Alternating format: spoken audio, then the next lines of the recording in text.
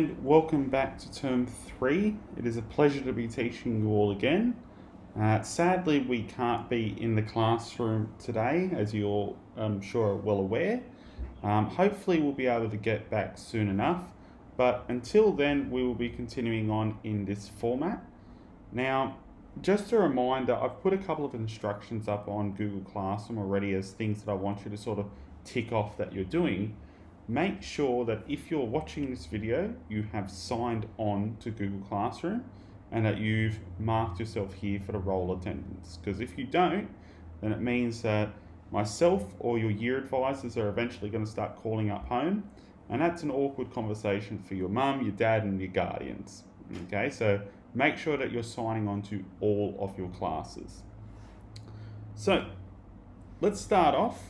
Okay, so welcome back. Obviously, we all know what we are starting today, but we'll go through some questions that you've probably want to get answered. Now, the first one is your examinations. Okay, so let's talk about these because I'm sure you've all been concerned about them during your holidays. First questions, yes, they're all marked. Okay. Now, over the next couple of days, I'll go over sections of your exams talking about how we did.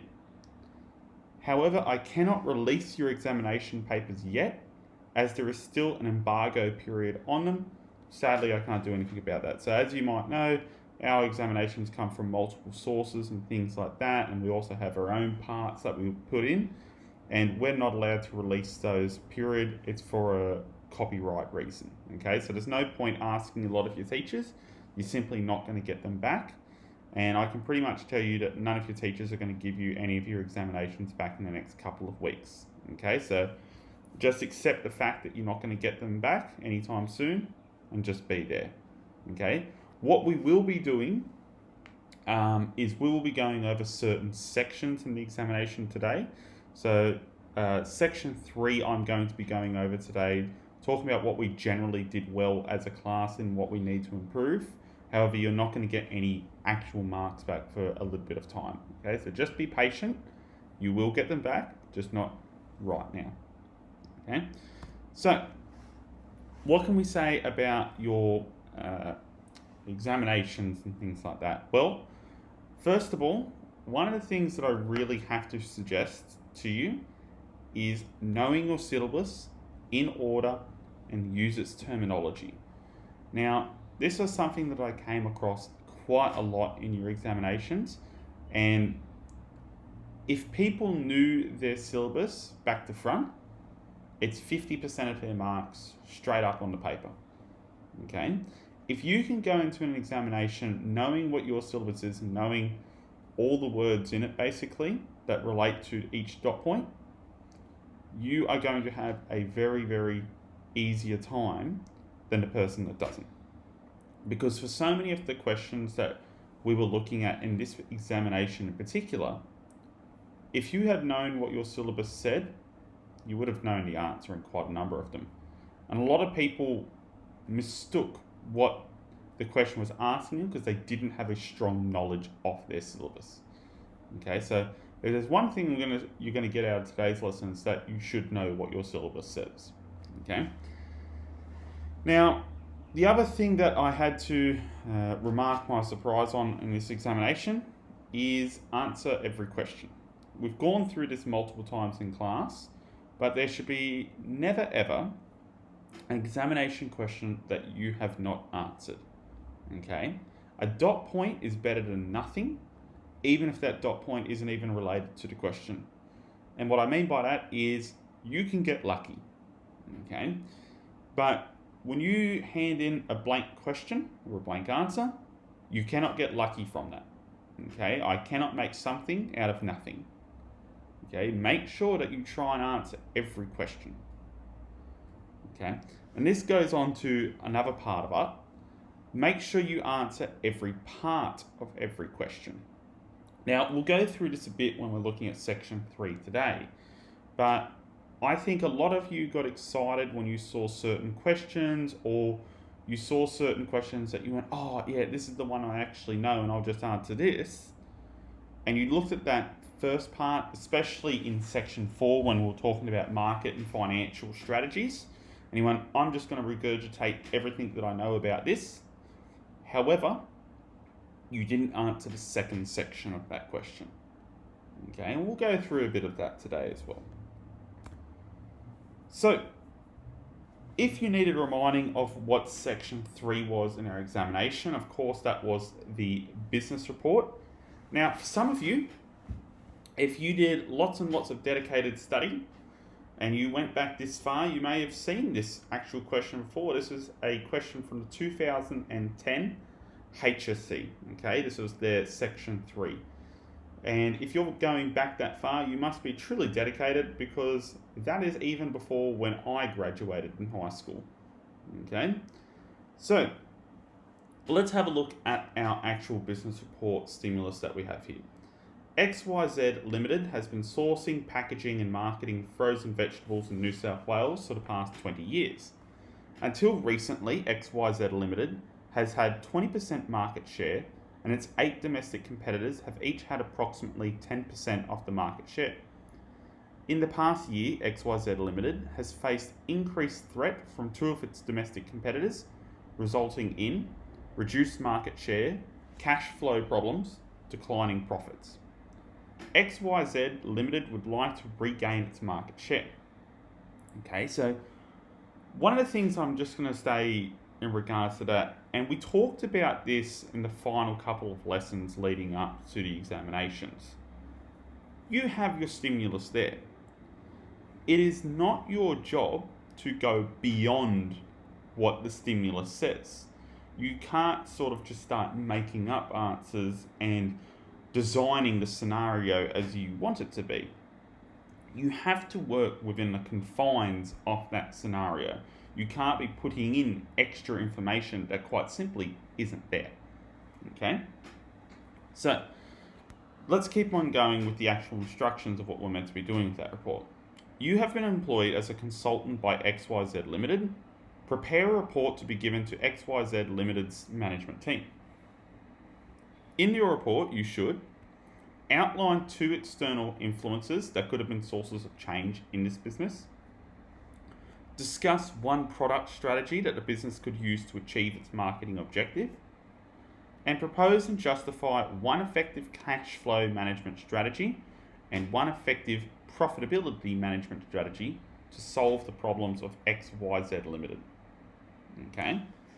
Now, when you girls were answering this, the whole class was around about the state average, which is not a bad thing. Okay. Just keep in mind, as we were saying in the final sections, the business report is probably the hardest section of the business studies examination. Okay, so the state average is not exactly high, but rather like subjects like physics and things like that, the marks can be quite hard to actually get up there on certain sections. Okay, and it actually is quite difficult to put yourself ahead of the pack in the state. So, when we're looking at how you girls did, well, many answered sections of dot points, but didn't answer the rest of it. Okay, so for example, let's have a look at that second dot point. Discuss 1 product strategy that the business could use to achieve its marketing objective. Okay, a lot of you went straight on to discuss 1 product strategy, and you went blah blah blah blah blah, talked about the different product strategies, okay? But then you completely forgot about achieving market objective. Okay? And you might have said, oh, this might improve business performance and things like that, but then you haven't defined what a market objective is, nor have you talked about, well, this product strategy, what market objective are you actually trying to achieve with this, okay? You've got to be specific, because that's how you get your marks. You're getting your terminology there, and you're also showing the marker, I know what I'm talking about, okay? And if you're not sure what those market objectives are, I would highly recommend that you go research them again, because they're quite important. Same with financial objectives, which became a very important one in section 4, okay? Now, a lot of people ran out of time you need to work on time management. Okay, and this is a big thing for most students, including both inside of business studies and outside of it. I'm guaranteeing you I could talk to almost any one of your other teachers in different classes, and they're all going to say need to work on time management and examinations. Okay, as we've talked about, it's a 3-hour examination, but you'll quickly learn, as I'm sure you did quickly learn, 3 hours is often not enough for what you want to write. And if 3 hours isn't enough for what you, if 3 hours is enough for what you want to write, you need to check your syllabus again, because you can see there's a lot of content in there, and you should never ever in your HSC have a comfortable amount of time. Okay, you really want to be working out there to the last minute.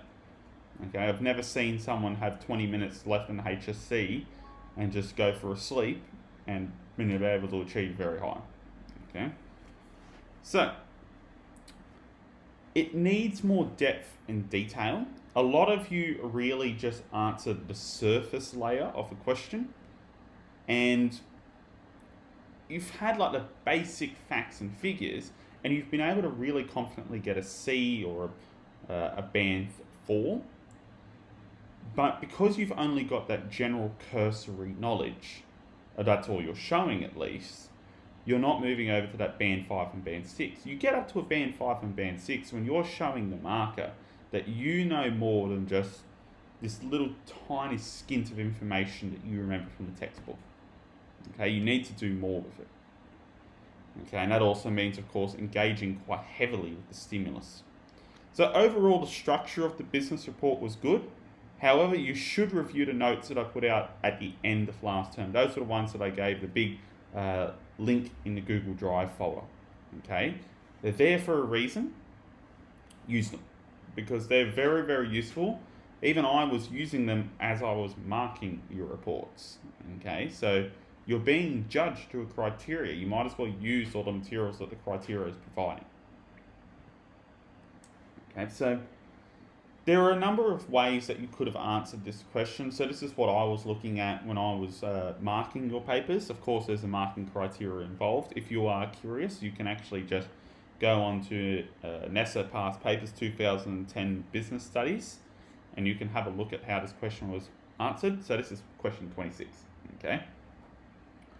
Now, it's divided into the 3 different dot points. Of course, there's 4 ones there. And it's looking at sources of change, product strategies, cash flow management strategies, and profitability management strategies. Okay. Now, when you're looking at that first dot point, which was outline 2 external influences that could have been sources of change in this business. Okay. That was a bit of a trickier one. It was difficult because it is so broad and can be found in multiple parts of the syllabus, which meant that I did mark it gently, because it was a bit more of a difficult one, and you could say a lot of different things that might not have been the specific terminology. Okay. However, if you could remember the influences in operations, you were generally fine.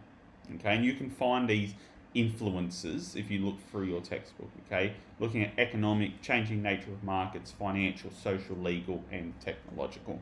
You might even remember a lot of that stuff from when we were doing internal and external influences in prelim. Okay, they do carry over some of them. It's just they tend to focus on operations in regards to this. Okay, so when you're looking at the product strategy, so the product strategy was discuss one product strategy that the business could use to achieve its marketing objective. Okay, this one got a lot of people.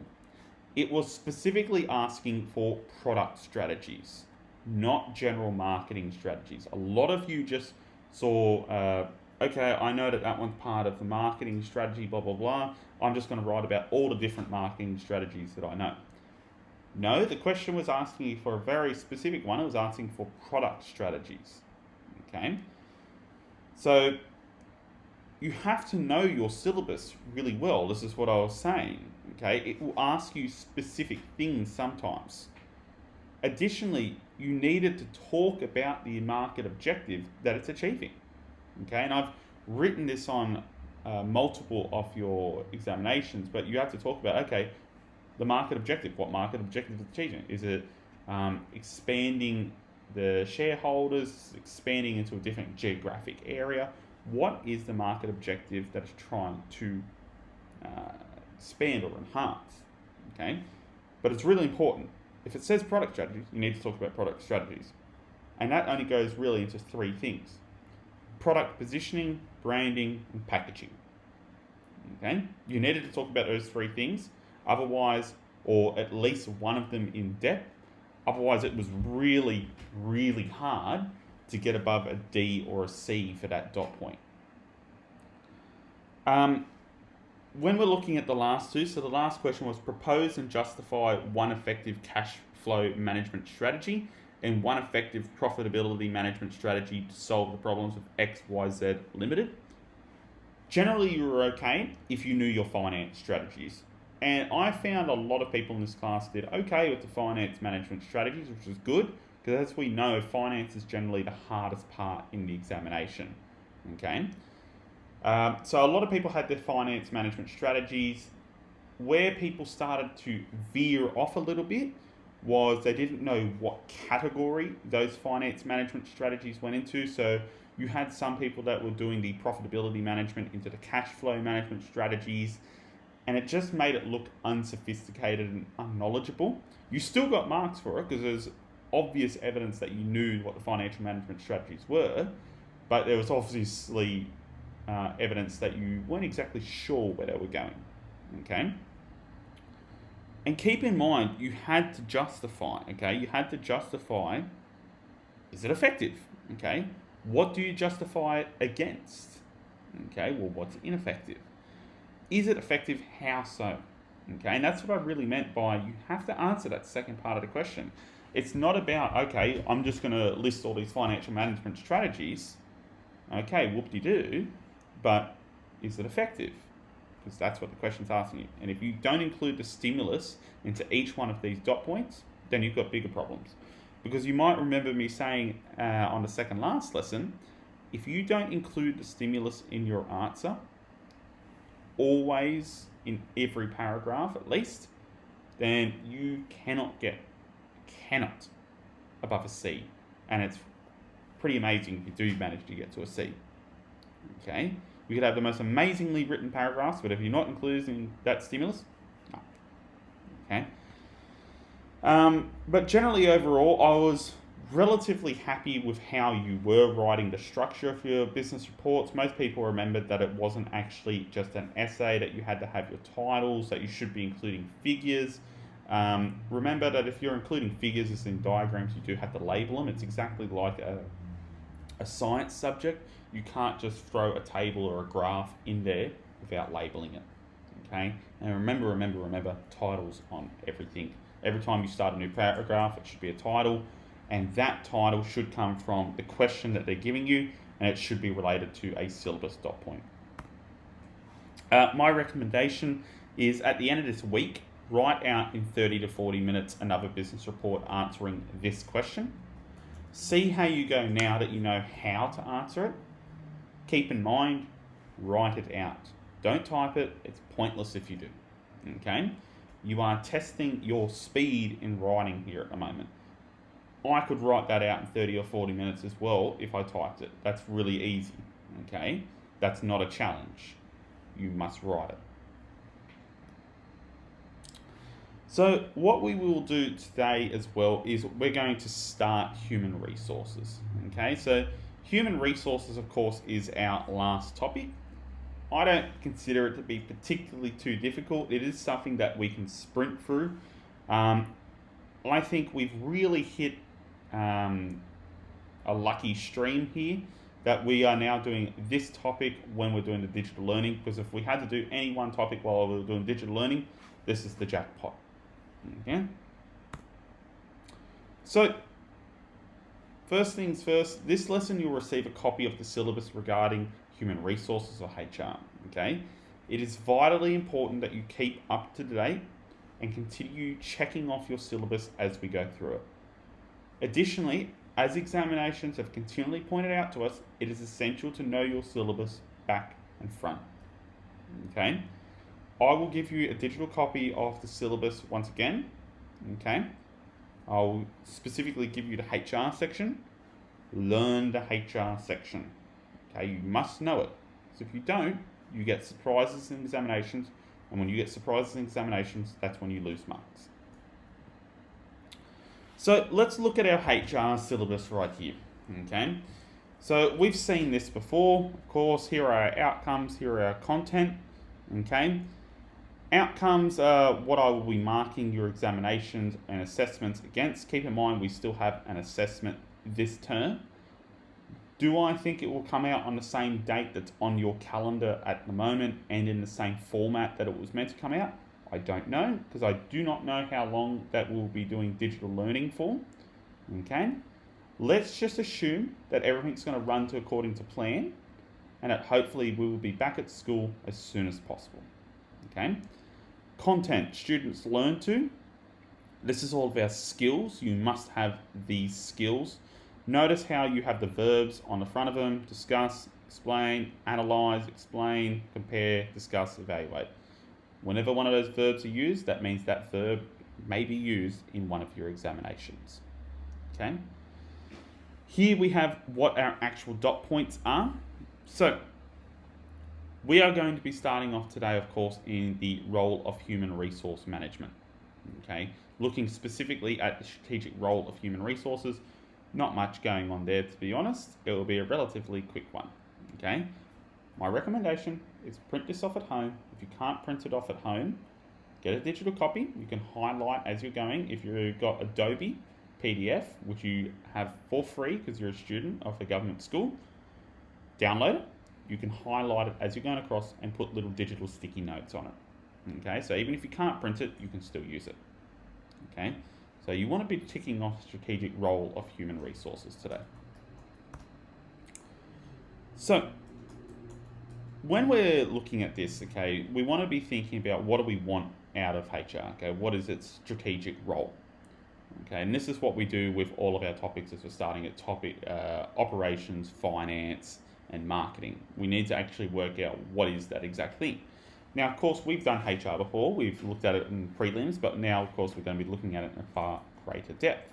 Okay, so when we're talking about what we actually want out of HR, or what a strategic role is, we're looking at these 5 particular things. Okay, we're looking at reviewing, recruiting, implementing, motivating, dealing. Okay. Now, as you know, I'm a fan of always trying to find little acronyms to help remember these things. Sadly, they just sound terrible most of the time. Okay, this one is of course RIMDA. Okay, or RIM Doctor. Sounds terrible, but you know what? If it helps you remember it, it works. Okay, so when you get a strategic role question for these particular types of topics, you need to basically know, well, what's the value of these business functions. Okay, what do they do? So let's have a look. Okay, when we're looking at reviewing, we're looking at reviewing the goals of the business to ensure the business has appropriate staff. As we have learnt from implementing and controlling, management is constantly reviewing the resources available to them and if they are meeting their expectations. A HR manager is expected to review the needs of the business and staff them accordingly. Okay, now keep in mind, reviewing is different from hiring because it's basically the HR manager is working out, do they need to hire someone? What skills do they need to actually look for? Okay, so it's different from the hiring, and they're constantly looking out for what does this business actually need. Okay, so it's a review, as you might imagine. You're doing the control processes. Is things working? Now, the next one is a pretty simple one. It's recruiting. Okay, now this means that you're recruiting the necessary to provide the business with the skills and expertise needed to allow the business to operate successfully. So as we discussed in prelim business studies, this is usually a time and resource consuming process and requires someone special to get someone special. Okay, you don't just walk out to the middle of the city, hand someone a whole bunch of money and go, hey mate, you want to work in my office space? It'll be real good, yeah? Doesn't work. Okay, there is a very big process available to determining what you actually need in the review process, and then using that review data to sort through all of the people that are possibly available and then recruit the best one. Okay, but you don't hire someone new unless you really need to, because it's so time and money consuming. The next one is implementing, okay, and this means that you are implementing programs aimed at constantly developing the skills and knowledge of all staff. This involves training programs to ensure staff can continue to excel and meet their objectives. So you might remember when we did HR in prelim, we simplified it in a very simple way, and we basically said hiring, firing, and training. That's what HR does. Now that still is true, okay? But we have to go through the rim doctor and basically say, like, they do all these extra things as well. Now, when we're looking at implementing is our training, okay? So this involves training programs to ensure staff can continue to excel and meet their objectives. Because as we know, and as we've talked about with internal and external influences, the business is a changing place. And if businesses are not properly training up their staff, then eventually they're going to be overtaken by new businesses and they're just going to fall behind. Okay, so you're constantly in this process of getting trained back up again. I know as teachers, we are constantly being trained. That's usually what we have the first day of every term for. Okay, when you guys aren't here, we're sitting there for an entire day getting a whole bunch of our training done. Okay, so it happens in almost every single business. So the next one is motivating. Okay, and a big part of HR is motivating employees to maintain work or excel by rewarding them. Okay, so we know that a lot of businesses will eventually hit a slump, and you can think about it just when you're doing your own studies as well. You've been studying for, let's be optimistic, you've been studying for 2 hours every single day for the past 7 months. Okay, now if you had been doing that every single day for the past 7 months and you hadn't got anything out of it, then you're going to be feeling pretty run down by now. Well, how do we keep people in it? Well, we keep them in it with the promise of a reward at the end, or making these little rewards all the way through. Okay, so a very common thing that will happen is, for example, employee of the month. Okay, this is often arranged by HR managers and things like that to basically recognize the employees as they're going through their daily business and saying, you have been recognized, we acknowledge your supreme efforts, have a little award saying you're an amazing person. It's a very inexpensive solution to a big problem. Okay, and there's a lot of different things that HR can do besides just that to motivate the people. Because if people aren't motivated, they're not going to put their best output, and if you're not getting your best output, you're losing money.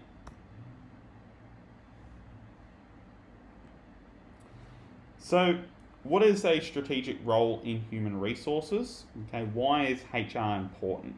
Okay, now I found this video, okay, and I thought it was terrible. But as a very famous quote goes, I had to listen to it, so I see no reason why you shouldn't have to listen to it either. Okay, so what does a world without HR look like? Well, let's have a look.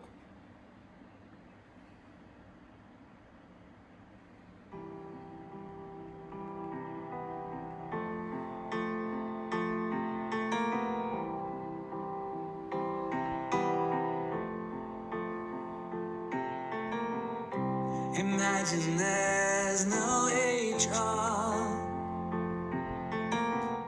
It's hard to even try.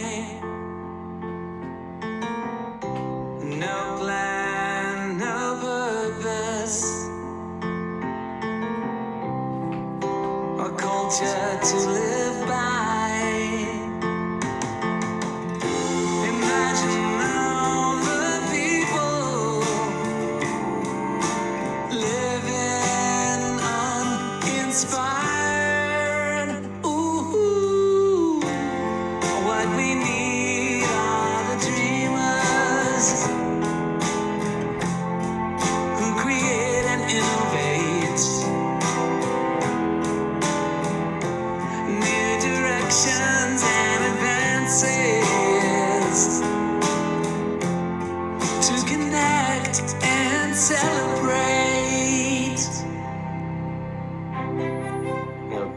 to imagine a world without HR. The first thing I think of is chaos. Just trying to manage the administrative side of it alone with benefits and hires and promotions and raises, things like that, it would be impossible. We need HR to help us recruit, retain, and develop our professionals. To provide me with some strategic vision, new trends that are going on, and how best we can make our company the best place to work. To be collaborative and innovative. To build a culture where the best people can do their best work. Having the best HR professionals is critical. I have trusted partners who are aligned with our organization's mission and vision of great service to the community. They help us manage our greatest asset, which is our people. You know, for me, that's the glue that brings it all together is the HR department. A world without HR, I can't imagine it.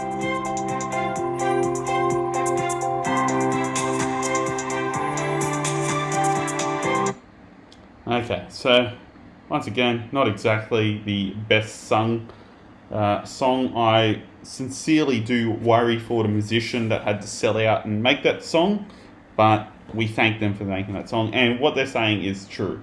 Okay, without HR, your business would very quickly fall into chaos because you have a whole bunch of jobs that aren't going to get done. Okay, so what I want you to do next, okay, is I want you to complete the strategic role of human resources reading and the attached Google form, okay, which can be found in the same Google Classroom post. Please remember, you must fill out a role form, okay? Tell me that you're here. Have a good day, and I will see you again later.